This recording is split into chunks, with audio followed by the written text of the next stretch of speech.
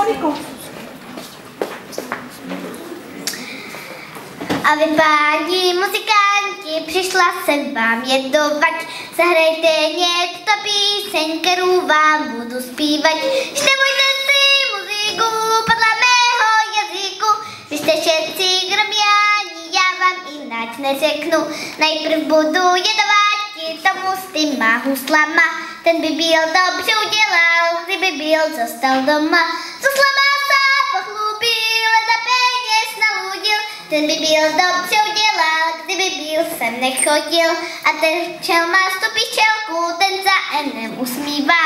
Temu je tak vždycky dobře, když se sem tam zhovívá.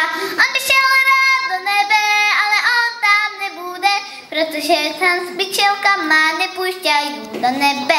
Cymbalista na svůj cymbal, ten vždycky sousta pere.